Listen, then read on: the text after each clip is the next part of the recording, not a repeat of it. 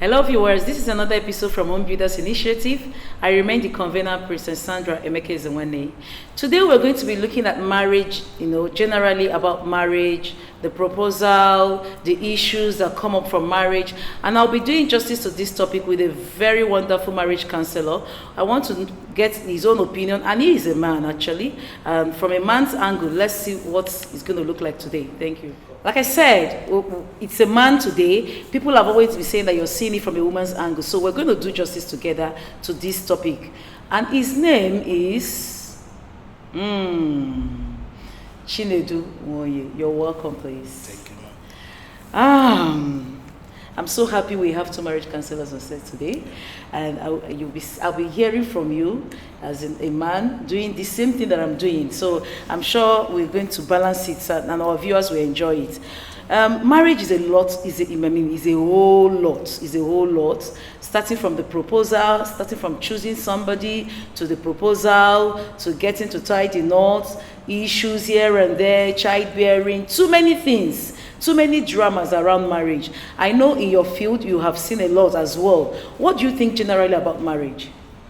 Marriage is an institution, it's a union commissioned by God, coming together of a man and a wife. It's not just coming together of two people, it's coming together of a man and a wife. Okay. It's supposed to be just between the two of them. That is marriage, ordained and blessed by God. The Bible said that he who findeth a wife findeth a good thing and obtaineth favor in the sight of God. Okay, if this is well said. Now, if there are some signs people are looking out for when they have to get into this, what signs are expected for one to see before accepting a marriage proposal? Because from time to time you see people asking questions. Somebody proposed to me. What am I supposed to see before I accept it? What are the basic things that one needs to see in a man before accepting? This is for the ladies, because I'm sure they really want to hear something like that from you. Yes, when a man is coming for courtship before marriage, courtship is not what you do to get married. It's what to do either to get married or not to get married. Yeah, the problem we have is that most ladies, once they're in courtship, they want to end up marrying the man. Okay. Most men also, once they're in courtship, they want to end up marrying the woman.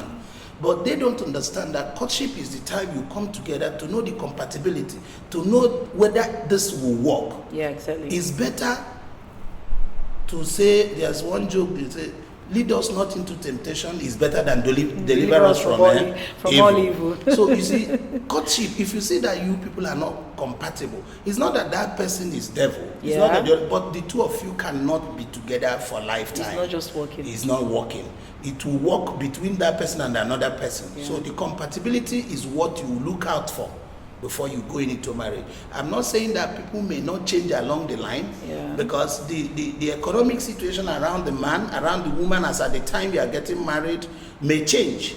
Okay. What you envisage seeing the person may change. Exactly. So you must also factor those things in. If I am looking at this man now because he's from a rich family, what if along the line some things are not willed to him to make him rich too? What if he did not take from the family lineage of being rich? So if the wealth is what is attracting you, you see that if the wealth goes, you may go. So you look out for compatibility. Exactly. Not about material things. You look out for habits, you look out for character, you look out for traits, and know if you will be compatible with this person. I mean, this is well said. The traits, especially. I always want people to pay attention to the traits, because don't get carried away with the material things and the goody you're seeing around. The trait is always a very dangerous one, because at some point you will not be able to withstand the threat. Okay, going by this, now you talked about courtship. So does it mean that people cannot marry without knowing each other before now? Like, during the olden days, I don't want to use the word olden days, but I got to know that some people then, which still exists today, but then it was a very normal thing. It was the norm, where my mom, my parents, and your parents or somebody else's parents would just decide to, okay, let's marry our children together. Then it will happen, and that was what they were doing then. It still happens currently now, but does that kind of arrangement have any kind of benefits? Are there benefits? Are there disadvantages? What do you think? There are disadvantages, there are advantages. When you're going into marriage without courtship, it may work, it may not work. Okay. But I want to assure you one thing is that marriage is about meekness. What is meekness? You know, seeing someone else's opinion to be superior, allowing your own to go for this other person's own to prevail, give and take. This person will see this and overlook it. This other person tomorrow you see and you do what? So you may come. Sorry, let me cut you short. I want you to take that phrase back again because you're trying to explain it. Please, do you mind taking it back again? You say meekness, allowing one's opinion okay. to prevail even when your own seems to be superior. You notice that most problems in marriage is that this person feels he's right, the other person feels she's right. So the two of them, nobody wants to agree with the other person's point of view. You understand? Yeah. You annoyed me, you annoyed me. So they will be waiting who will apologize first. It's because the two of them sees it that I am right, I am right. You see the thing? So whosoever that is meek in that marriage will win the marriage, because he will bring down, he will stoop to conquer, let me put it that way. You see? And it's for both ways. The problem in African marriages, I don't want to deviate from the discussion. The problem with African marriages are most times men feel that I am the head. I was going to ask you a question about I am the head of the family. But let me now go to marriages without courtship. Yes, I am a living witness. I met my wife in a wedding. I saw her, I just said, wow, this will be my wife. I went straight to her. I told her that I want to marry you. She laughed. There and there, like the first day you saw her. Yes, in a wedding. Oh my God, I told her, she laughed. Coincidentally, I saw another lady with her. I said, this face looks familiar. Then I approached that one. She said, she's from my town. Okay. I said, you know this person? She said, she's a friend. They came from school for a wedding in Lagos. I said, okay, I like the girl. I want to be serious about it. I don't want to be doing friendship. I'm a child of God, this, that. She laughed. I met her in the month of May 2002. I went for marriage in her house in August 2002. Whoa. So you see, I didn't wait, and I was living in Lagos. She was in school. So I didn't wait for much courtship. So whatever we are seeing in the marriage, and we're happily married for going to 17 years now. Whoa, so that's a long time. What is the secret of the marriage? In Igbo, they say, Eneta Ayala. Yeah. So to overlook some things and some shortcomings. Because during courtship, some people hide some of their behaviors. Yeah. Courtship, there are a lot of artificial things. People do. So at times, courtship helps because no matter how you try to hide some bad characters, it will come up. Yeah. Then without courtship, yes, you may see, and it's not too bad. Everybody has his own shortcoming. When I went for my marriage counseling, Bro Peter and she told me that the distance from my house to my wife's house will be the differences between our characters and understanding. Oh my God. So that I should check if the house, my wife's house is not behind my house. I know. So that I should consider the distance I covered to go and marry her. So I should expect the characters to be the same. He likened character differences to be like twins. He said no matter how twins are identical, you know them from their behavior. Yeah. So if twins can behave differently, husband and wife, not born from the same family, not born from they definitely have to reason differently. Exactly. It takes one or the two to live the life of meekness for them to move on. So whether you did courtship or no courtship, most important thing is understanding, meekness, submitting. Some people don't believe that men do submit. The day I said it in the church, they queried it that men should not be submissive. I said, I'm not saying you should be submissive to your wife, but be submissive to the things about marriage. If you've been keeping late nights, marriage does not tolerate such. Yeah, it doesn't encourage that. As a man, submit to coming home early. Exactly. It's not being submissive to your wife. Bible says love your wife. So if you love your wife, you do things that will make her happy. Happy. Do the things that are, very important and very necessary to keep the marriage going. Exactly. This is well explained. My viewers, we're going to go on a short break and we're going to be back soon.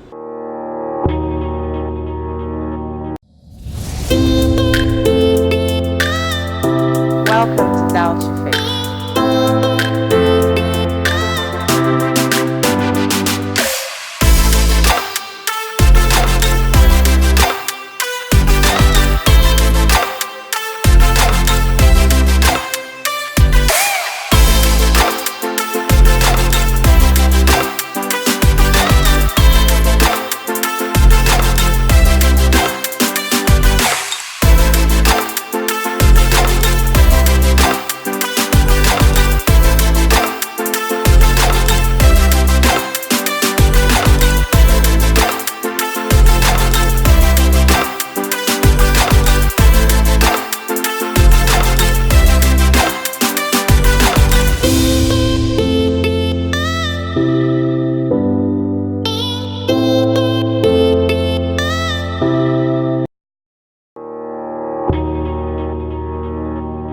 Like I said, we're back and we're still having Mr. Chinedu on the hot seat.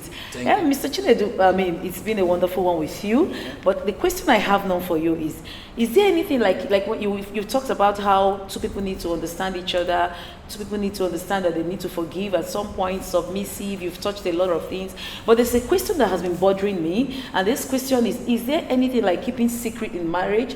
Like, I'll give you a scenario where a young lady is about going into marriage, probably a day to the wedding night, and decides to do, some people call it doing send forth for their ex, and some other, like some people will say it's just throwing the towels down, the last wrap, so many names. And she decides to, sleep with another guy a day to her marriage. And after the marriage, she's feeling guilty. She feels like, do I speak up? Do I talk about it? Or do I just keep quiet and make it my permanent secret and all that? I don't know. What's your take on it? Is there anything like keeping, do you encourage keeping secrets in marriage? Somehow, I would say such secrets should be kept between you and God, and you ask God for forgiveness.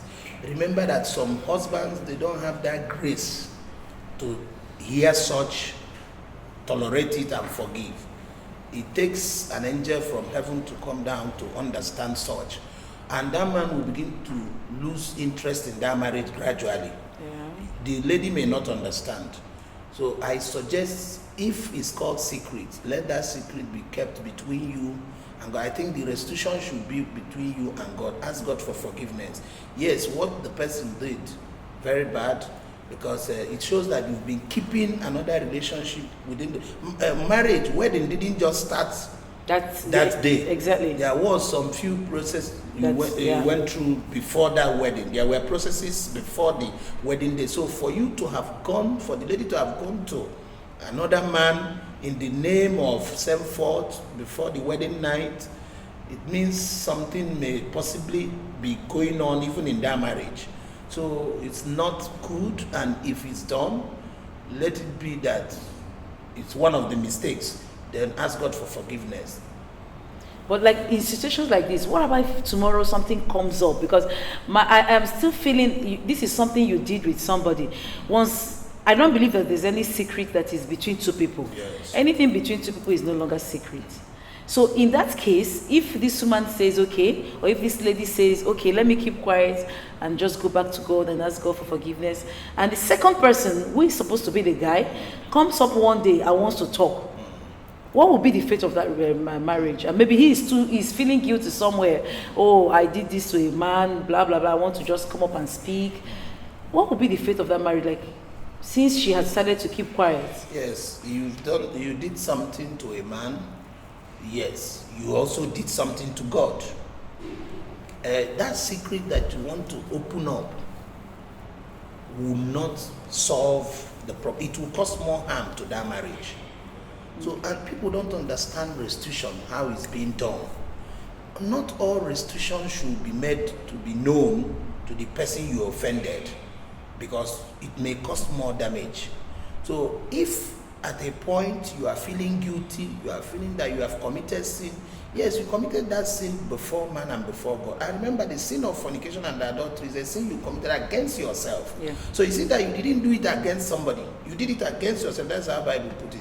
So you have to open up to God. One, first of all, forgive yourself, then ask God for forgiveness. Telling your partner you did this, when even if somebody wants to blackmail you, let the person blackmail you, then you begin to say, look at how it happened. Do you understand? Why didn't you tell me? I didn't tell you because I decided that it's better we live in peace. This is what happened in the past. Why bringing past into the present that may cause problem in the future? You see, yes, it's not supposed to be, it's a secret supposed to be kept, but if at a point you want to repent of it, and there's one thing, especially on the side of the ladies, they should know. Ladies forgive men for being unfaithful easily than men forgiving their wives for being unfaithful. Oh my God, so they will not forgive you, they will not forgive the man in question. A woman may simply say, men are naturally polygamous. I don't know who, maybe this lady seduced my husband, and so she will always find reasons why she has to forgive. Why she has to forgive. Well, men will look for reasons why he will not forgive. Will not forgive. Yeah, it happens. And every time he will be looking down on you because of that particular thing you confessed. You understand? So it's better you ask God for forgiveness and forgive yourself. I tell you, once you forgive yourself, you begin to feel that you are free. You won't be feeling guilty again because you've forgiven yourself. Why some people feel guilty to the extent of being tempted to say it out to their husband is because they have not forgiven themselves. Forgive yourself, ask God for forgiveness, move on in life, face God, put it behind you and move on. For the sake of your family, the future is not only you and your husband. That's what people don't know. Some husband and wife, they see marriage as it's just about two of us. When they want to separate, they separate. About two. They want to continue, they continue. About no. Once you come together, there are so many other things that follow, and you should put those things into consideration, whatever decision you want to take. There's a question I still want to ask on this follow-up question, because this particular one has happened, like it's a reality. This one night thing now gave birth to 9 months pregnancy, and a child was born out of it. So each day you look at this child, you know this child is not my husband's own. You understand? On some cases, some men have found out that their firstborn is not my child and all that. It ends up the marriage. So if peradventure this mistake or this sent forth thing got you pregnant and you have a child, do you still think keeping it as a secret? No, it's no more a thing between you and the man and the God. Because there's a product of that infidelity or that sin. So it's not what you now keep again. There's a product. There's evidence. It's no more a secret. For the fact that, so you have to open up. You have to say, look at how this thing happened. You don't know when issue of visa relocation will come. There will be DNA tests and so on. It becomes a blunder and somebody will want to commit suicide for that. And you also have to pray very well and call some parties, possibly men of God, or if you're a Muslim, you call your imam to help you say it. And be ready, be sure you have repented. Because I believe that with repentance, God will give grace for everything to be handled very well. Yes, so because I mean, this is, I'm sure some people listening now are like connecting to what we're saying, because there are already cases on this, and this when you come up with such things, especially when you did not do it early enough, assuming the child is old enough now, maybe he's sick, they've gone to the hospital and issues are now coming up, the grace to settle it is not happening again. It can lead to separation, it can lead to divorce, and eventually it starts affecting the life of the child. I think there's another question coming on this, but I'm going to go on a short break. We're going on a short break quickly and we'll be back. We're back from our break, and we still have Mr. Chinedu on my hot seat. Mr. Chinedu, this question that I keep getting from people, and I want to throw it to you so that we can look at it together. At what stage do couple needs to file for divorce? Because some people will tell you the divorce is long overdue, I should have done it 2 years ago, why did you wait till now? And all that. At what point, what will you see in marriage and you will not decide, oh, it's time I leave this marriage? Yes, there are a lot of signs you will see in marriage, and you say, or things happening in marriage, and you say, it's time I give up, I can't continue, otherwise my life may go in. But those signs were there even before the marriage, but you did not see it. They say love is blind, but those that love very well knows that love is blind, but they can see. It's the love that is blind, but you should see. Exactly. And there's also the gift God will give you, discerning spirit that will make you to even see beyond what the mirror can reflect. You know, some people, Judas Iscariot came to Christ with a sign of kiss. Yes. But Christ did not see the kiss. He saw betrayal. Yeah. You understand? Yeah. So some people love and they will close their eyes and be loving. And Which they is will not dangerous. understand. So when the thing begins to unfold, they will not tolerate it again. Such things happening in that marriage that the person could not tolerate is happening in another person's marriage and the person is tolerating it because the person has structured his mind to take this.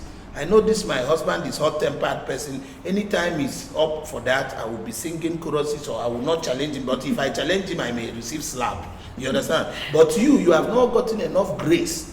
Your husband is hot-tempered. If he's hot, you want to be hot as well. So fire will jam fire and it will not work again. And it will explode. You see? So, but those that can manage it, oh, my wife snacks too much. When she's nagging, I will just put a mouthwash in my mouth. I will not talk. Because if I talk, she will continue. So, a lot of things. But when it gets to the time you want to part ways, you read Malachi 2:16, where God said he hates divorce. You see, he hates divorce. But do you want to die in that marriage? That's the question. No. But people think that divorce is always the problem. That's why when you see those that have separated or divorced in their marriage, there's tendency they may possibly divorce in the second one. Exactly. Even Because, the third one. Yes, because they have not changed the root cause of divorce. Either both parties. They have not changed the root cause of divorce. So at what point? The point is about to take your life. But that thing that you cannot manage, somebody else is managing it well. Yeah. So I always advise husband and wife that they should try and manage their marriage. Nobody is perfect. And there's no marriage that is perfect. No marriage as well. that is a standard. Every marriage is standard of its own. Yeah. And who created the standard? The two of you Exactly. and God. So you see the thing.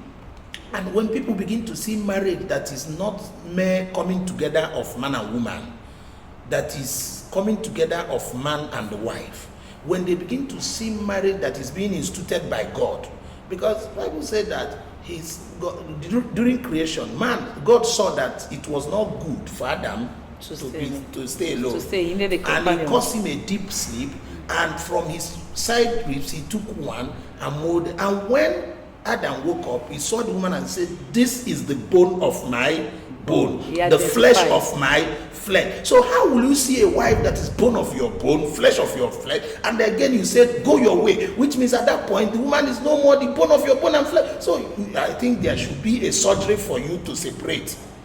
Do you understand? Because marriage is bringing together, and the two of you will become one. Exactly, 1 + 1 = 1. Yes. So if the two of you now have become one, how can you separate it? Which means if I don't want my hand to be part of me, there should be a surgery, and there must be deformation. That is why in Matthew, the Bible said that if you divorce a woman, then you give her a certificate, and you have subjected her to adultery. Anybody that marries her, she's committing adultery. That is the sign that God is telling you that if you divorce, there's deformity in your life. You understand? You also, if you go into any marriage again, you are committing adultery. And if adultery is sin, it means that once you divorce, you make hellfire. Yeah, because you are... because any other life you are living is adultery. Bible said you give the person a certificate. Except you will not have to. Unless you don't have to marry and so you see that is the surgery, that is the dent. Because Adam woke up and saw the woman and said, nobody told him the woman was, but that instinct, that spirit of discernment told him that this woman is the bone of my bone, the flesh of my flesh. She came out from me. Who told him? That's the discerning spirit, that intra-being told him that this is my wife. You see, so some people will go and marry another person's husband in the name of marriage. Some people will go and marry another person's wife. That is why they will be talking about divorce or separation. Another thing is that some people are so selfish in marriage. When they want to separate, they separate. They don't know how the children are feeling. Exactly. In my marriage, I have 4 kids outside those living with me, and I know that they don't want my wife to be away. They don't want me to be away. So if we're having challenges because of them, I will not separate. You resolve it. I will not divorce. We will resolve it. And what gives me sense of continuity in marriage is not that we are not having problems. All these pastors, all the marriage counselors, they are also having challenges in their own marriage. But they have the ability, the grace to overcome. Yeah. I think I want to agree with you on that aspect, because I, for one, if you ask me at what stage do a couple needs to file for divorce, I'll tell you at no stage. At no stage. At no stage, really, because you need to work it out. You need to work it out. If you're not the one that is always forgiving, please start being the one that has to start forgiving. I mean, there must be something. There must be something that will be done, and things will come back to normal. Yeah. For the sake of the children, I believe when two adults come together and make babies, whatever decision you're taking, you must be considering those babies. Otherwise, you're a very selfish person. And that's why today you find out that we have a lot of single parents raising children, and it looks as if the children are not balanced. You won't blame them, because you can't be a woman and as well be a man. You might be a woman and tend to act like a man, but you are not a man. You are not the man. And trust me, a balanced child needs the two parents if they have the opportunity of having it. Except if death takes the person away, even when they are far away from let me say, some homes where the husband is far from the children, where the children are, phone call connects the children. Yes. And it's just those. There's this sense of, my father said. Yes, my father said. He bought this for me. Or my mom said. My dad gave my mommy money to buy this. So they like the discussion in school. But when they are being parented by single just parents, one person. No. It tells. This thing we're saying, it happened to one child. I noticed one child was withdrawn. I saw a circle of children, so they were all playing, and this child was so involved. When the story got, children up, like they play, next thing they start talking. Yeah. Oh, who got this ribbon for you? It's my mom. My mom. We're in the church, we're sitting outside, and I just noticed that one withdrew herself. So the thing got me interested. I got interested in what they were doing. The sermon was going on, but I think God was also preaching to me through the actions that these children were, acting at that moment. One got so withdrawn and was not talking again, and the other one says, "And my mommy bought Ben 10 wristwatch. My mommy will buy Ben 10, and my daddy." So I noticed that one was just withdrawn. Eventually, one of the kids, had to hit her and was like, "You, who will buy your own for you? Won't you buy your own?" She was not like, "No, I'm staying with my auntie. I don't have my mommy and my daddy with me. I'm still my." So I got interested. I, stood up and went to the child. I was like, "Where's your auntie?"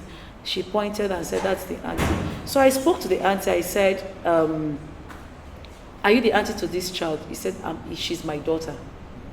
So she calls the lady auntie. So the girl does not even know she's her mother. You understand? So I think she's trying to hide so that she can be able to marry tomorrow, something like that. So this child could not even say my mom, my dad. So I said, "Okay, you're a single parent." She said, "Yes." She's a very young girl. I said, "Okay." But in my mind, I felt like, why didn't you let this girl call you mommy? Because she could hardly talk where her mates were talking. Yes. You understand? At least she would have even said my mom did. Yes. Or, at least say something. But she was so withdrawn. I know people that do that. But I will shock them with this. Those that live with me that are not my biological children, they call me daddy. They call my wife mommy. Because I play a role of father in your life. Yeah. Training you in school or sending you where you learn. So you must call me daddy because I play that role. But some single parents who want their children or child to be calling them auntie so that they will not be embarrassed. But there's nothing bad about you being addressed as mother. Well, you can see these things come down to have psychological effects on the child at the end of the day. Yes. Because at what point will this child realize that this is my mom? Yes. At what point will this child call her mom? So I don't think there's any point where someone has to make up his or her mind and say it is divorce. I believe we can always work it out. I believe we can always walk through that lane and find a meeting point, a connecting point where the both of us can agree and say it must work. Still on that, I'm sure you're enjoying yourself. I'm sure you're having fun. So much to come. But before we go, we're going on a short break to be back soon. Thank you. We're back from the break and we still have Mr. Chinedu. Oh, Mr. Chinedu, thank you so much. Wonderful time with you. Like we can go on and on and on. And people are asking questions, but we're going to save the question. I hope you wouldn't mind if we bring you back tomorrow, next time, to come on this show again. Yes, I will be happy. I will feel delighted to come on the show and talk. There's no problem. Anytime you invite me, I will be there. Thank you so much. Thank you. Please, just one word to our viewers there. I'm sure they want to hear you speak your final. So, one advice to the public, please. Okay, my advice for couples is that marriage will work, and it takes the two to make it work. One person may have a lot of shortcomings. It takes the other person to have the strength. Then for the men, I always want them to know that anytime you feel that your wife is challenging you, she is not challenging you. She is exhibiting the attributes God gave to her, because there's a man in every woman. Yeah. When God created... Please, sorry, take that again. I love that. There is a man in every woman. Okay. You see that woman is just W-O yeah, and exactly, man. Yeah. And if you read the creation, the Bible said that male and female, he created them. Yes. He gave them power, dominion. So when God was releasing the power, he released to both of them. Yeah. And that same man in a woman is what comes out to be when the woman lost the husband. When the husband is away, you see a woman taking responsibilities of a man. That is the attribute of man in her will come out. Some things you think that your wife cannot do, in your absence, you see that your wife can do it and do it possibly better. That is the better man than the way you do it. Yes, that is the man in a woman. Yes. So at times, the woman will refuse to be subdued. That is the man in a woman. But some men will see it and they will feel disrespected. They will not know that the woman is living the man in her life. So you give the woman space even when the man in her is coming out, because she is a woman. Whoa. Well said. Thank you, Mr. Chinedu. I'm sure the women out there are clapping their hands. Please, can you shout it? Can you make it more louder? Oh, thank you so much. Thank you so much. Wonderful time with you. Thank you so much. There's a tradition we usually do here.